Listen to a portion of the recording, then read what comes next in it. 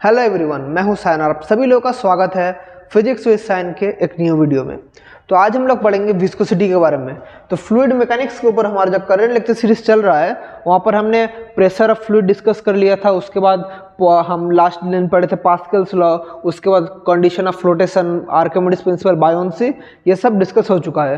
पूरा प्लेलिस्ट का लिंक नीचे डिस्क्रिप्शन में दिया है, मैं आप लोगों को रेकमेंड करूंगा वो सब वीडियोस देख लीजिए, क्योंकि फ्लूइड मैकेनिक्स एक सीरियली चलता है, मतलब एक के बाद एक टॉपिक। ये वाला लेक्चर सेपरेट है ठीक है, लेकिन वो भी पढ़ लीजिए क्योंकि वो वाला भी आपके एग्जाम के लिए उतना इंपॉर्टेंट है जितना आज का लेक्चर। तो चलिए आज हम लोग पढ़ेंगे विस्कोसिटी के बारे में। तो विस्कोसिटी का बेसिक आइडिया क्या है, अगर मैं आप लोग को एग्जाम्पल दूँ, एक कंटेनर में मैं बोल रहा हूँ, एक ग्लास में आप लोग कुछ भी कंटेनर में आप लोग वाटर रख लें। इसके अंदर क्या है, वाटर, और एक के अंदर क्या है, मैं बोल दे रहा हूँ किसी प्रकार का ऑयल है, ठीक है। एक में वाटर है, एक में ऑयल है। तो इसको अगर मैं एक कुछ डाल के इसको स्टीर करूँ, मतलब ऐसे स्टीर करूँ, और इसको भी डाल के मैं स्टीर करूँ, मतलब ऐसे करके रोटेट हो रहा है, मतलब इसको डाल के स्टीर कर रहा हूँ, इसको डाल के स्टीर कर रहा हूँ। तो कौन, थोड़ी देर बाद मैंने इसको उठा दिया, कौन सबसे ज़्यादा पहले रेस्ट में आएगा? तो आप लोग घर में करके देखना, ऑब्जर्व करके, ये ऑयल जल्दी रेस्ट में आता है। ये क्यों आता है, ये हम लोग पढ़ेंगे आज। और एक एग्जांपल देता हूँ, एक ग्लास में पानी है, आप लोग पानी को गिरा दिया, जल्दी गिर गया, लेकिन उस ग्लास में अगर पानी की जगह अगर हनी रहता, पानी की जगह क्या रहता, हनी, तो क्या देखिए बहुत ही धीरे धीरे धीरे धीरे हनी गिरता। तो क्यों हो रहा है वो भी आज पढ़ेंगे। और भी अगर आप लोगों को मैं एग्जाम्पल दूँ, एक जगह पर क्या है, वाटर है, एक जगह पर आप लोगों का है कोल टार।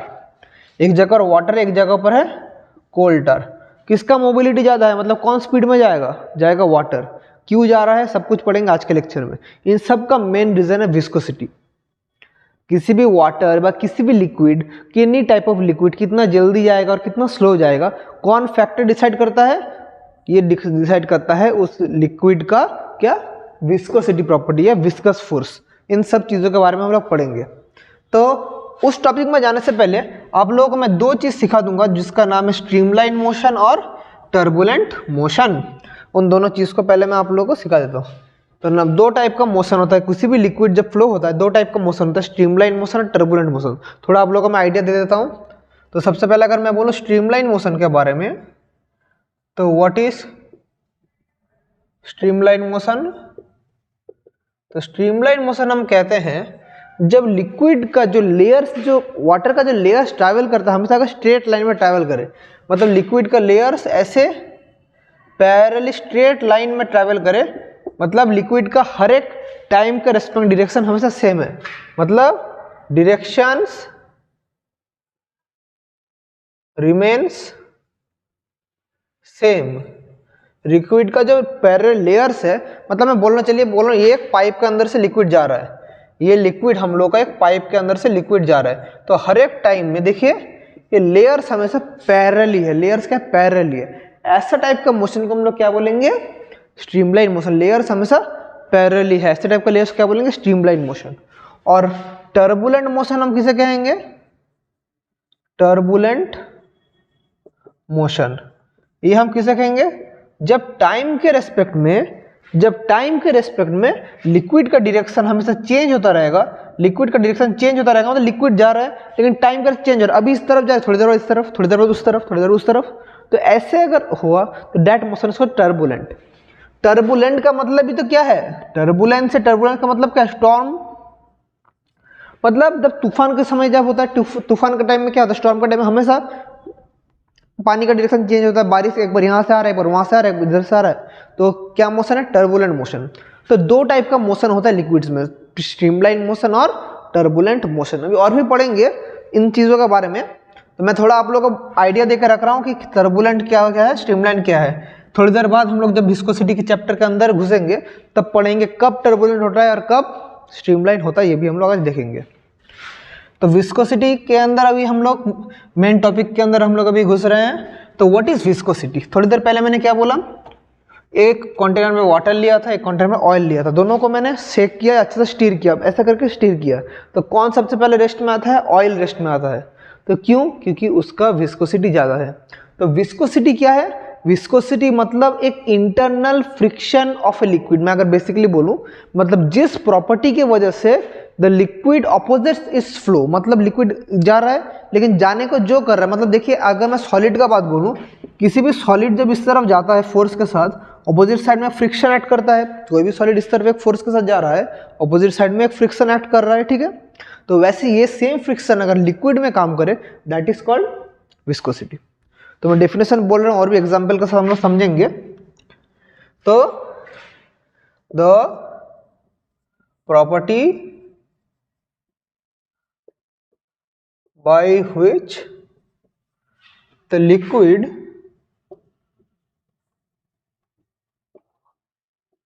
opposes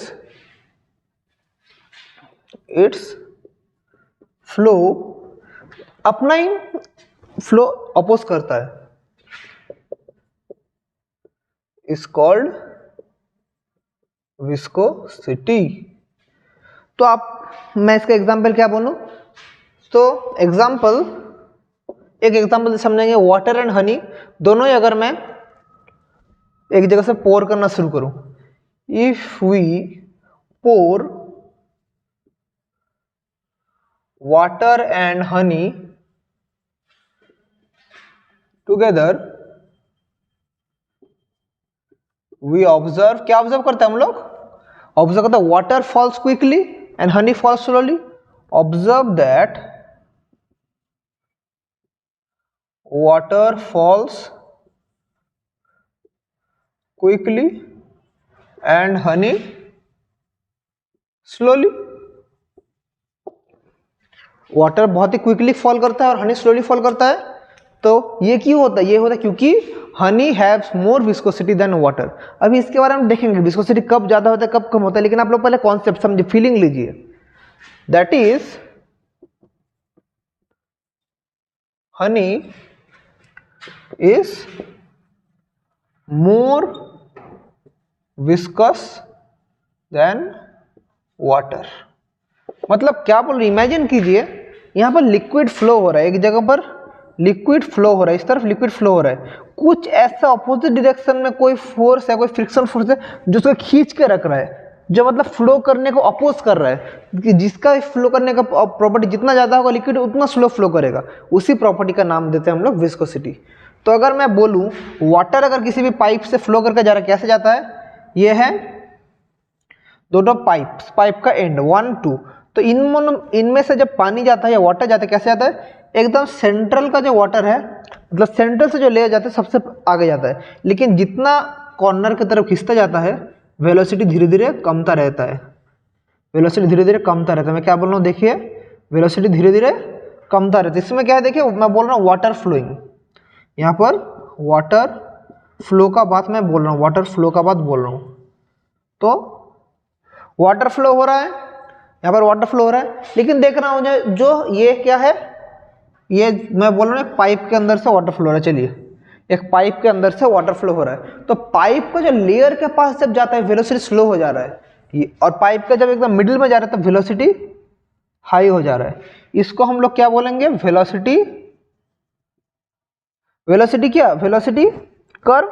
जो वेलोसिटी कर्व हम लोग ले रहे हैं, वेलोसिटी कर्व हम लोग ले रहे हैं, तो एक कर्व क्यों दिखाई देता है वाटर में, कर्व क्यों दिखाई देता, इसलिए दिखाई देता क्योंकि जब एकदम कंटेनर के साइड से जा रहा है, पाइप के साइड से जा रहा है, इसको खींच के रख रहा है, क्योंकि इधर से क्या हो रहा है, एक विस्कस फोर्स एक्ट कर रहा है, एकदम साइड में क्या एक्ट कर रहा है, एक विस्कस फोर्स एक्ट कर रहा है। क्या एक्ट कर रहा है, एक विस्कस फोर्स एक्ट कर रहा है। ये विस्कस फोर्स उसे खींच के रखता है जाके, इसलिए साइड में पानी का स्पीड स्लो हो जाता है, और धीरे धीरे धीरे धीरे जितना बीच में आता है पानी का स्पीड उतना हाई होता है। तो ऐसे करके एक वेलोसिटी का कर्व क्रिएट होता है। ये भी किसके लिए होता है, विस्कोसिटी के लिए। फीलिंग आ रहा है ना, फीलिंग समझेंगे, फॉर्मूला समझेंगे, मैथमेटिक्स भी करेंगे इसके ऊपर, लेकिन सबसे पहले जो मेन चीज़ है फीलिंग लीजिए, क्या हो क्या रहा है यहाँ पर हम लोग सीख क्या रहे हैं, फीलिंग लीजिए। बिना फीलिंग के फिजिक्स का मजा नहीं आता। तो समझ गए, तो ये अभी हो गया, समझे। तो अभी इसको अगर हम लोग एक फॉर्मूला वाइज डिराइव करें विस्कोसिटी का फॉर्मूला, लेकिन उसका पहले तब से मैं बोल रहा हूँ कि internal friction, viscosity is an friction acting in liquid. तो क्या friction in solid and viscosity in liquid both are equal, इसका आंसर क्या होगा। क्वेश्चन समझिए, मैं क्या क्वेश्चन बोल रहा हूँ, क्वेश्चन समझिए। क्वेश्चन है is viscosity in liquids and friction in solids same. दोनों का मीनिंग क्या सेम है? इसका आंसर है नो। इसका आंसर है नो। अभी क्यों नो? आप लोग का मन में क्वेश्चन, सर आप थोड़ी देर पहले ही बोले viscosity is a friction acting in liquid, तो दोनों को तो सेम होना चाहिए। तो दोनों में सेम है, दोनों का मीनिंग सेम है, लेकिन एक स्लाइट डिफरेंस है। फ्रिक्शन कभी भी सरफेस एरिया के ऊपर डिपेंड नहीं करता, लेकिन viscosity depends upon the surface area of the liquid. इसका मेन जो डिफरेंस है, friction doesn't depend on surface area, but ये क्वेश्चन अच्छा समझिए, ये कॉन्सेप्ट जानना बहुत जरूरी है। And viscosity depends on cross या surface area of liquid, depends on surface area of liquid and viscosity depends on surface area of liquid. समझे?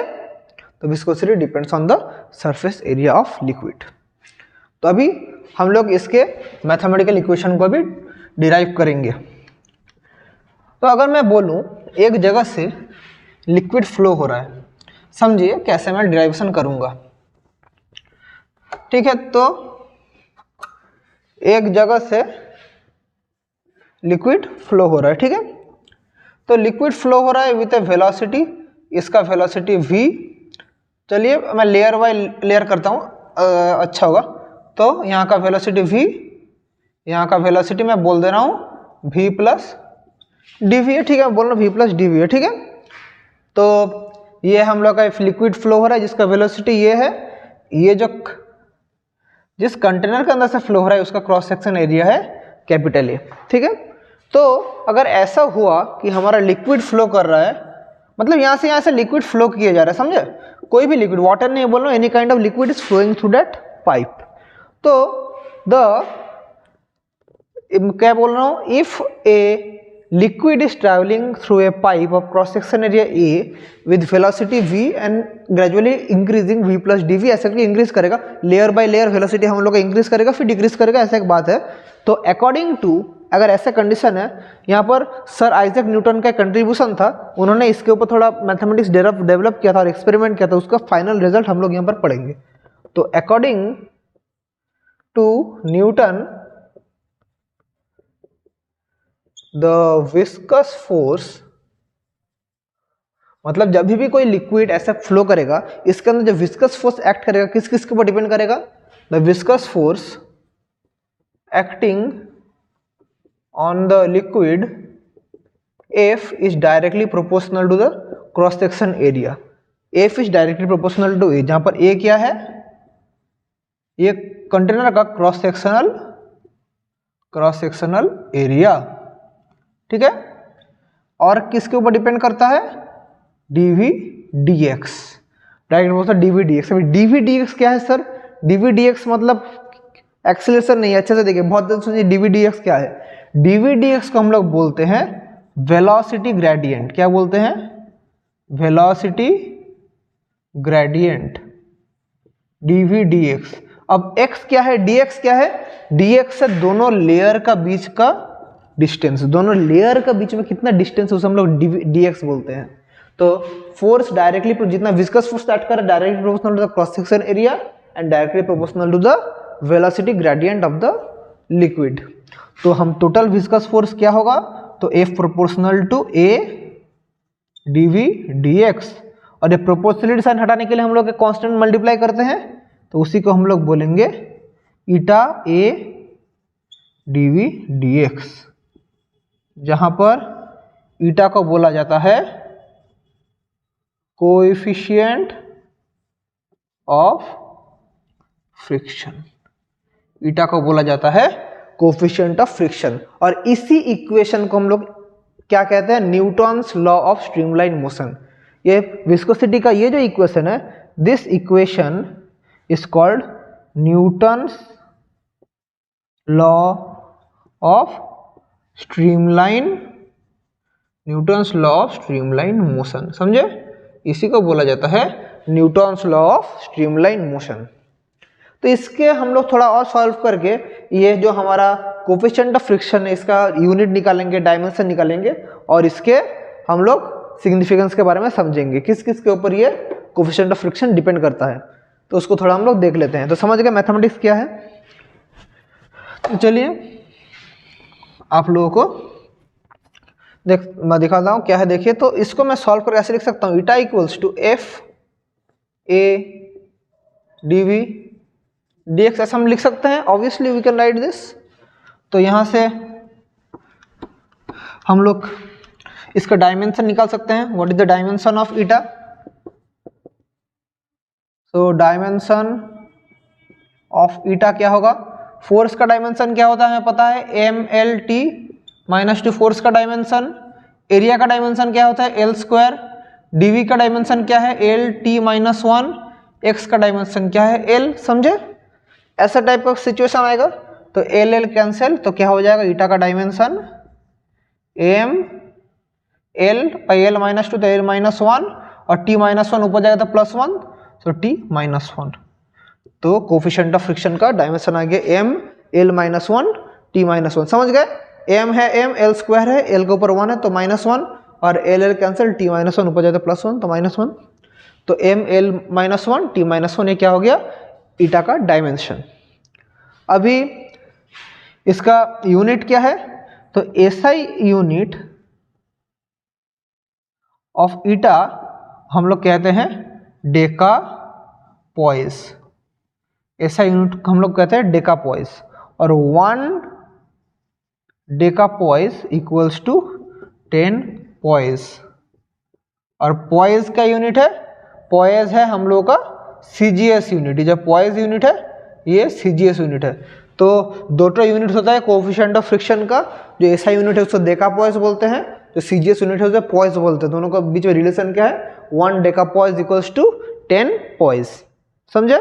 अभी कोफिशिएंट ऑफ फ्रिक्शन किस किस के ऊपर डिपेंड करता है, तो कोफिशिएंट ऑफ फ्रिक्शन डिपेंड करता है किसके ऊपर, कितना जगह से कितना एरिया से कवर हो रहा है लिक्विड का, और वेलोसिटी ग्रेडियंट तो आप लोगों को पता ही है, वेलोसिटी कितना कम ज़्यादा उसको डिपेंड करता है। इसके अलावा और एक फैक्टर के ऊपर डिपेंड करता है जिसका नाम है टेम्परेचर। और एक फैक्टर है जिसका नाम है टेम्परेचर।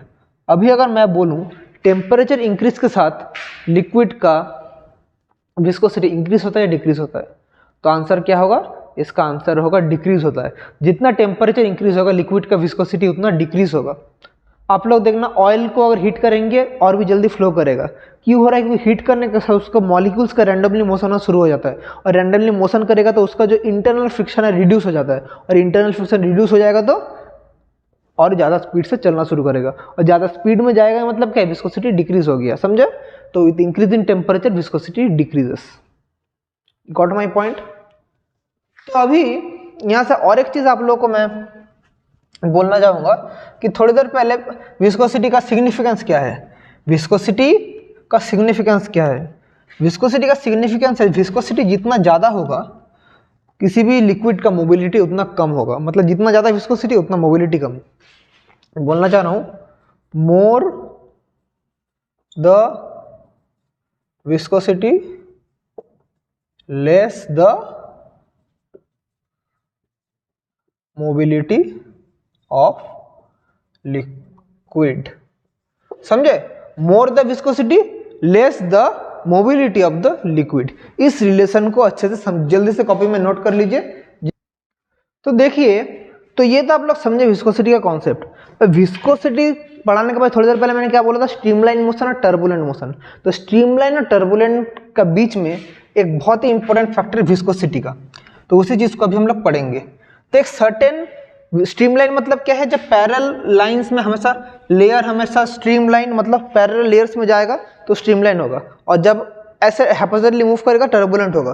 तो एक स्लाइट डिफरेंस है, मतलब एक स्लाइट वेलोसिटी का डिफरेंस है। तो जिस वेलोसिटी तक कोई भी मोशन स्ट्रीमलाइन है और उसको क्रॉस करने के बाद वो टर्बुलेंट हो जाता है, उसको क्या बोला जाता है, क्रिटिकल वेलोसिटी। तो उसको मैं अभी दिखाता हूँ क्या है, और उसका फॉर्मूला भी हम लोग डिराइव करेंगे। तो मैं क्या बोल रहा हूँ, क्रिटिकल वेलोसिटी तो क्रिटिकल वेलोसिटी हम किसे कहेंगे? क्रिटिकल वेलोसिटी इसे कहेंगे the maximum velocity up to which क्या? The flow of liquid remains streamlined and above which the flow becomes turbulent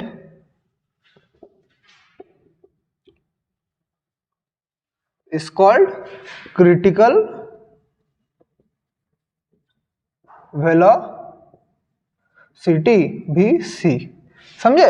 जितना वेलोसिटी के साथ जब तक उस वेलोसिटी को क्रॉस नहीं करेगा तब तक स्ट्रीमलाइन है, उस वेलोसिटी को क्रॉस करने के बाद हो जाएगा टर्बुलेंट। उस पर्टिकुलर वेलोसिटी को बोला जाता है क्रिटिकल वेलोसिटी। अब ये क्रिटिकल वेलोसिटी कुछ कुछ फैक्टर्स के ऊपर डिपेंड करता है। तो नाउ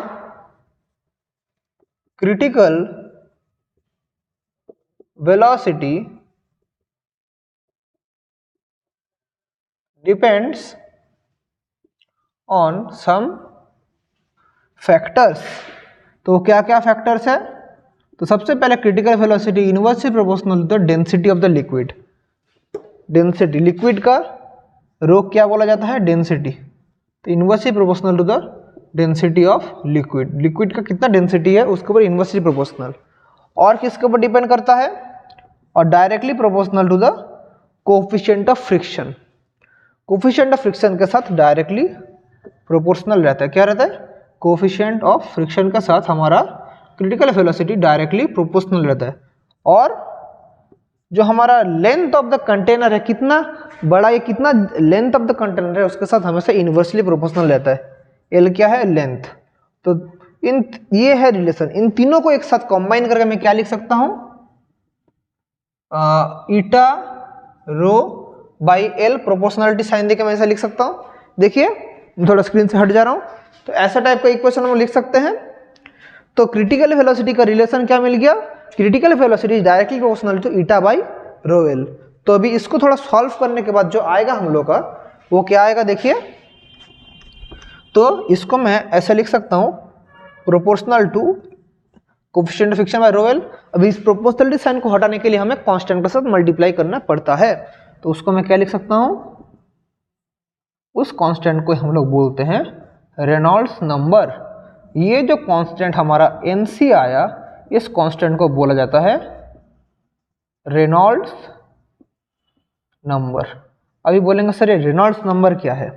अभी इसके बारे में लोग पढ़ेंगे। ये बहुत ही इंपॉर्टेंट कॉन्सेप्ट है, व्हाट इज रेनॉल्ड्स नंबर। तो देखिए, तो क्रिटिकल वेलोसिटी क्या हुआ? तो मैं अगर एक सीमेटिक डायग्राम बनाऊं, कहीं मत जाइए, ये चीज अच्छे से सुनिए। एक सीमेटिक डायग्राम बना के अगर आप लोग को समझाऊं, तो हमारा यहां पर है स्ट्रीमलाइन मोशन। स्ट्रीमलाइन मोशन कब तक है? जब तक वेलोसिटी हमारा क्रिटिकल वेलोसिटी के नीचे है। इसको क्रॉस करने के बाद क्या हो जाता है?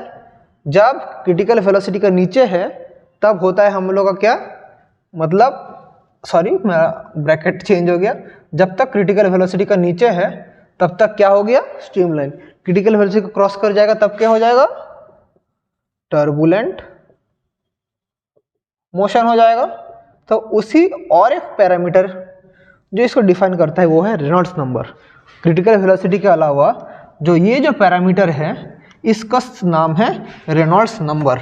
मैं क्या इक्वेशन लिख रहा हूँ? ये इक्वेशन को मैं अगर इधर लिखूँ क्रिटिकल वेलोसिटी का VC = NC eta upon rho L, ये जो हमारा रेनॉल्ड्स नंबर है, रेनॉल्ड्स नंबर के ऊपर डिपेंड करता है कितना उसका क्या होता है? फोल्ड फ्लो होगा। तो NC या हम लोग जिसको रेनॉल्ड्स नंबर कहते हैं, जिसको हम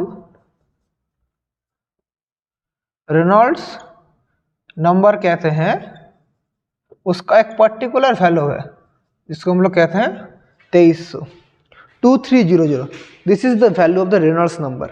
और ये क्यों इंपॉर्टेंट है, ये रेनॉल्ड्स नंबर बार बार क्यों बोल रहा हूँ, क्यों इंपॉर्टेंट है, क्योंकि जब हमारा रेनॉल्ड्स नंबर का वैल्यू लेस देन 2000 होगा तब हम लोग का फ्लो क्या होगा बच्चों, फ्लो होगा स्ट्रीमलाइन फ्लो। और जब भी रेनॉल्ड्स नंबर का वैल्यू 3000 का ज़्यादा हो जाएगा क्या फ्लो होगा, टर्बुलेंट फ्लो होगा। समझे, इसीलिए रेनॉल्ड्स नंबर का कॉन्सेप्ट जरूरी है, समझे। तो इसी है स्ट्रीमलाइन मोशन और टर्बुलेंट मोशन। और विस्कोसिटी क्यों इधर इंपॉर्टेंट है, समझ गए। अभी आप लोगों को और एक चीज़ पढ़ाऊंगा जो कि है स्टोक्स लॉ, और वहाँ से हम लोग टर्मिनल वेलोसिटी के बारे में सीखेंगे। तो यहाँ तक अगर कुछ डाउट होता है आप लोग कमेंट करके पूछिएगा। और एक टॉपिक आप लोग को इसी के लेक्चर के अंदर पढ़ाऊंगा जो है स्टोक्स लॉ, वो भी विस्कोसिटी के अंदर ही पड़ता है। तो उसके बारे में जानने से पहले आप लोगों को टर्मिनल वेलोसिटी का थोड़ा कॉन्सेप्ट बोलता हूँ। तो देखना, अगर कुछ ऊपर से फेंका जा रहा है, एक मैं आप लोगों को एग्जांपल दे रहा हूँ फिर आप लोगों को मैं बोलूँगा। चलिए, ऊपर से एक बॉल मैं इधर से नीचे फेंक रहा हूँ, तो पहले जब इनिशियल जब फेंक रहा था इनिशियल वेलोसिटी क्या था, 0 था। थोड़ी देर बाद बॉल इधर आया तो कुछ वेलोसिटी आया v1, थोड़ी देर बाद बॉल इधर आया वेलोसिटी हो गया v2। तो ऐसे इंक्रीज होते होते एक सर्टेन टाइम आएगा जब एक कांस्टेंट वेलोसिटी के साथ बॉल नीचे गिरेगा। ऊपर से फेंक दिया, धीरे धीरे धीरे धीरे वेलोसिटी इंक्रीज हो रहा है, लेकिन एक सर्टेन टाइम के बाद एक सेम वेलोसिटी के साथ नीचे गिरेगा। हमेशा वेलोसिटी इंक्रीज नहीं करेगा, एक सर्टेन टाइम तक इंक्रीज करेगा, फिर उसी वेलोसिटी के साथ पूरा नीचे गिरेगा। That velocity is called terminal velocity. जैसे आसमान से बारिश गिर रहा है, जैसे मैं अगर एग्जाम्पल बोलूँ, यहाँ बादल है, बादल से बारिश गिर रहा है, समझे, एग्जाम्पल समझिए, बादल से बारिश गिर रहा है। तो पहले जब बादल से बारिश का बूंदे तब टपकना शुरू हुआ, रेनड्रॉप टपकना शुरू हुआ, तब वेलोसिटी बहुत कम था। धीरे धीरे नीचे आता तब वेलोसिटी बढ़ गया, लेकिन एक पर्टिकुलर लिमिट में आके, एक पर्टिकुलर लिमिट में आके उस पानी का स्पीड क्या हो गया, कांस्टेंट हो गया, और उसी स्पीड के साथ वो नीचे गिर रहा था। तो उस पर्टिकुलर स्पीड को हम लोग क्या बोलेंगे, टर्मिनल वेलोसिटी। और उसी को समझेंगे हम लोग अभी किससे, स्टोक्स लॉ के माध्यम से। तो देख लेते हैं व्हाट इज स्टोक्स लॉ। तो स्टोक्स एक साइंटिस्ट थे, उन्होंने एक, उनका अरेंजमेंट क्या था, स्टोक्स लॉ का अरेंजमेंट क्या था, उन्होंने एक विस्कस मीडियम के अंदर, तो अगर मैं बोलूं यहाँ पर एक विस्कस मीडियम है, यहाँ पर एक मेटालिक बॉल को छोड़ दिया है, इसके अंदर क्या है, विस्कस मीडियम है, यहाँ पर एक बॉल यहाँ से छोड़ दिया है जिसका हमारा रेडियस है r, और जो टर्मिनल वेलोसिटी गेन करेगा थोड़ी देर बाद गिरने के बाद, तो टर्मिनल वेलोसिटी है v। तो इसके ऊपर कितना विस्कस फोर्स एक्ट करेगा उसका फॉर्मूला स्टोक्स ने दिया था। Stokes showed that viscous force acting on the ball is F equals to 6 pi eta r v, where v is the terminal velocity, v is the terminal velocity, और इसी को हम लोग बोलते हैं स्टोक्स लॉ। अभी ये क्या है, ईटा क्या है, कोएफिशिएंट ऑफ फ्रिक्शन, r क्या है, रेडियस ऑफ द बॉल। तो कभी भी किसी भी ऊपर से किसी चीज को अगर मैं विस्कस मीडियम में छोड़ दूं, कितना ऊपर विस्कस फोर्स एक्ट करेगा, दिस इज दिस वन। अभी इसको दिया था स्टोक्स लॉ, ये वाला है हम लोग का क्या, स्टोक्स लॉ। अभी इसी को थोड़ा और मॉडिफाई करके हम लोग ये वेलोसिटी का फॉर्मूला निकालेंगे, ठीक है। अभी देखिए, ये जो बॉल नीचे गिर रहा है इसका अगर डेंसिटी है रो, ठीक है, और जिस मीडियम में आ रहा है इसका अगर डेंसिटी है सिग्मा, ठीक है, मैं क्या बोल रहा हूँ, उसका डेंसिटी है रो, इसका डेंसिटी सिग्मा। तो मास, या मैं इसको बोल सकता हूँ वेट ऑफ बॉल क्या होगा, वेट ऑफ द बॉल क्या है, एम जी। अभी उसका एम क्या है, तो एम हमें क्या पता है, मास क्या पता है, हमें डेंसिटी पता है, मास बाय वॉल्यूम, तो मास क्या पता है, डेंसिटी इंटू वॉल्यूम। तो मैं लिख सकता हूँ डेंसिटी इंटू 4/3 पाई r क्यूब लिख सकता हूँ। तो मैं मास का जगह वही लिख दे रहा हूँ 4/3 pi r cube rho into जी लिख सकता हूं मैं, ठीक है। और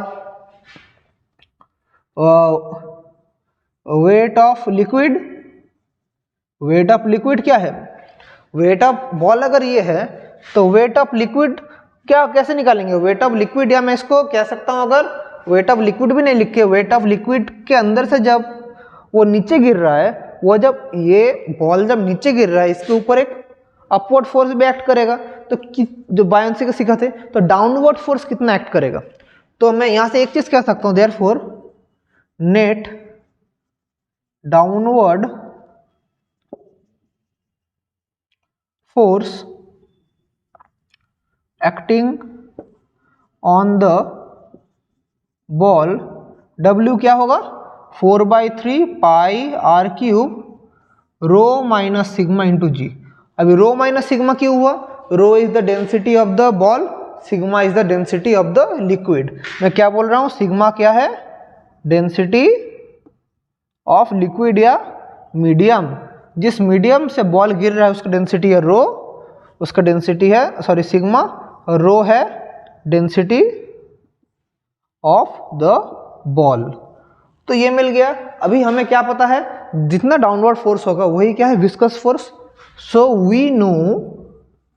we know W equals to F, तो यहां से हम लोग क्या लिख सकते हैं, 4/3 pi r cube rho minus sigma g equals to 6 pi eta are v, हम लोग ये लिख सकते हैं। तो इसी को सॉल्व करके हम लोग क्या लिख पाएंगे, तो देख लीजिए, इसको मैं इधर लिख रहा हूं, तो इधर से पाई पाई कैंसिल हो गया, तो 4/3 R cube rho minus sigma into G equals to 6 eta are V. तो देख लेते हैं और थोड़ा सॉल्व करके। So V equals to 4/3 R cube rho minus sigma into G 1/6 eta R, तो 2 3 ज़ा 6, 2 2 ज़ा 4, तो एक आर कैंसिल हो जाएगा, तो 2/9 rho minus sigma r square g by eta, ये एक्सप्रेशन आ रहा है। तो 2/9 are square g by eta, ये एक्सप्रेशन आप थोड़ा देख लीजिए, मैं स्क्रीन से हट जा रहा हूँ थोड़ा, देखिए ये 3 3 ज़ा 9 और यहाँ पर आर क्यूब था, आर था, तो कैंसिल होने के बाद ये वाला इक्वेशन हम लोग का आया है।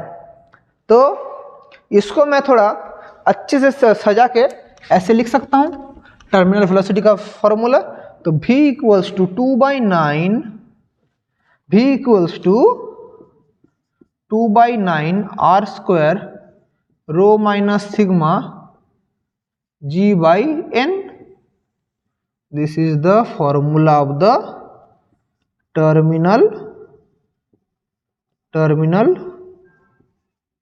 This is the formula of the terminal velocity acting in the liquid. तो समझे, ये वाला है क्या, टर्मिनल वेलोसिटी कितना लिक्विड में अचीव हो रहा है, ये उसका फॉर्मूला है। लिक्विड में जब कुछ भी हम लोग फेंक दे रहे ऊपर से नीचे, कितना टर्मिनल वेलोसिटी अटेन हो रहा है, दिस इज दिस वन। तो ये उसका एक्सप्रेशन।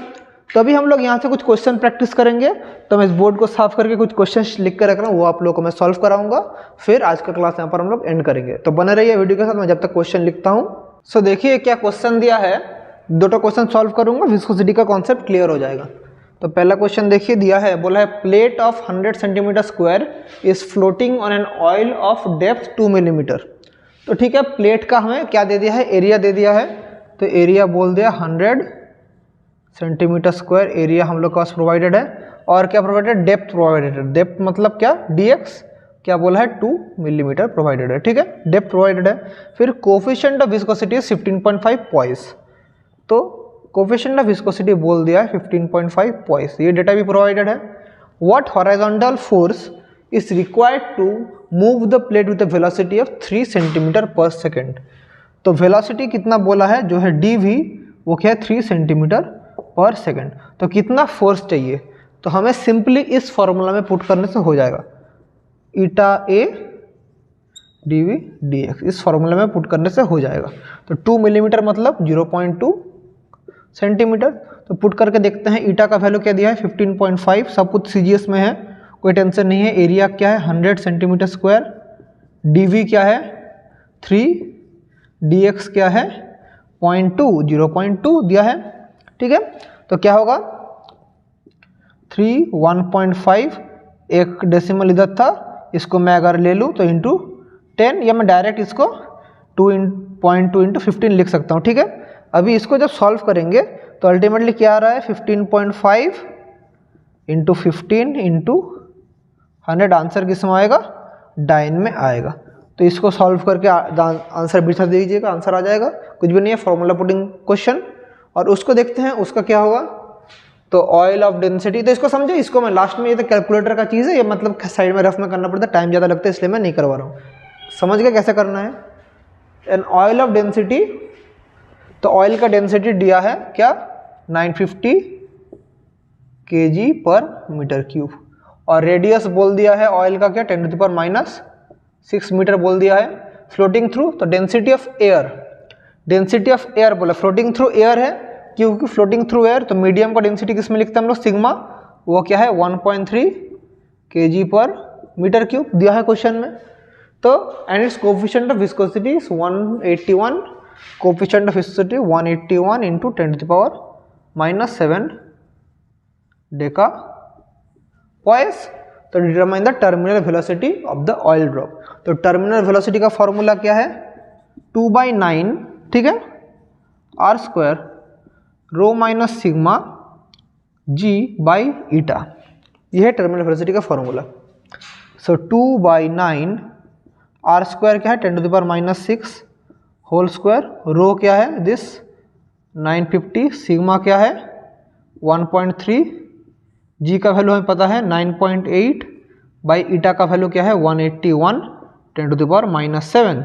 इसको मैंने पहले से सॉल्व करके रखा हूँ। ये इतना बड़ा कैलकुलेशन करने के बाद जो आंसर लास्ट में आएगा दैट इज 1.14 इंटू 10⁻⁴ किस में आएगा, देखिए सब कुछ SI यूनिट में है, तो किस में आएगा आंसर हमारा मीटर पर सेकेंड में। तो हमारा टर्मिनल वेलोसिटी क्या आ चुका है 1.14 इंटू 10⁻⁴ मीटर पर सेकेंड। तो ऐसे हम लोग टर्मिनल वेलोसिटी का प्रॉब्लम करते हैं। एक चीज़ आप लोगों को मैंने थोड़ी देर पहले जब टर्मिनल वेलोसिटी पढ़ाया था उसका ग्राफ आप लोगों को नहीं कराया था, तो मैं मिस हो गया था, मुझे याद आया बाद में, तो ग्राफ भी आप लोग करा देता हूँ। मतलब टर्मिनल वेलोसिटी का तो फॉर्मूला हमारे पास आ चुका है, तो उसका ग्राफ क्या होगा, टर्मिनल वेलोसिटी का तो फॉर्मूला हमें पता है, this is the terminal velocity का फॉर्मूला, तो उसका ग्राफ क्या होता है। तो इस तरफ अगर मैं टाइम लिखूं, इस तरफ अगर वेलोसिटी रहे तो ऐसे एकदम स्टार्टिंग में वेलोसिटी 0, धीरे धीरे इंक्रीज कर एक टाइम के बाद वेलोसिटी स्टेडी हो जाता है। तो ये जो वेलोसिटी है इसी को बोलते हैं हम लोग क्या, टर्मिनल वेलोसिटी, इसी को हम लोग बोलते हैं टर्मिनल वेलोसिटी। तो शायद आई होप आप लोग को विस्कोसिटी का कॉन्सेप्ट समझ में आया है। तो विस्कोसिटी का कॉन्सेप्ट पूरा टॉपिक यहाँ पर एंड होता है। तो नेक्स्ट दिन मैं आप लोगों को इक्वेशन ऑफ कंटिन्यूटी पढ़ाऊंगा और उसके बाद मैं आप लोगों को मैं डायरेक्ट बर्नौलीज थ्योरम पढ़ाऊंगा। दोनों टॉपिक को मैं नेक्स्ट लेक्चर में कवर करूंगा। किसी भी चीज़ में डाउट अगर आज का लेक्चर में होता है तो कमेंट करके, तो मैं बोल रहा हूँ कमेंट करके पूछिए। और अभी आप लोग का एग्जाम करीब आ रहा है, थोड़ा मन लगा के सीरियसली पढ़िए, क्योंकि आप लोगों का पढ़ाई आपको खुद ही करना है, कोई और आके आपका पढ़ाई नहीं करेगा। आप जो जितना करेंगे अपने लिए कर रहे हैं। आप लोग ये मत सोचिए कि आज नहीं पढ़ो कल नहीं पढ़ो। जो आप लोग अगर किसी चीज़ में अगर आप लोग मिस आउट कर जाते हैं तो आप लोग खुद ही मिस आउट करेंगे। मतलब कहीं पर अगर आप लोग एब्सेंस हो रहे हैं, मतलब कहीं पर अगर आप लोग वहाँ पर खुद एफर्ट नहीं लगा रहे हैं, वो खुद अपने आप में ही आप लोग फेलियर के रास्ते में जा रहे हैं। तो ज़्यादा आप लोग को नहीं बोलूँगा, जितना पढ़ाया हूँ वो उसको फॉलो कीजिए, खुद बुक उठाइए, प्रॉब्लम प्रैक्टिस कीजिए। कोई भी प्रॉब्लम में आप लोग प्रॉब्लम करने में फंसते हैं तो मुझे कांटेक्ट कीजिए, मुझे भेजिए प्रॉब्लम, मैं आप लोग को सॉल्व करके उसे दूंगा। तो चलिए तब तक के लिए पढ़ाई करते रहिए और थैंक यू।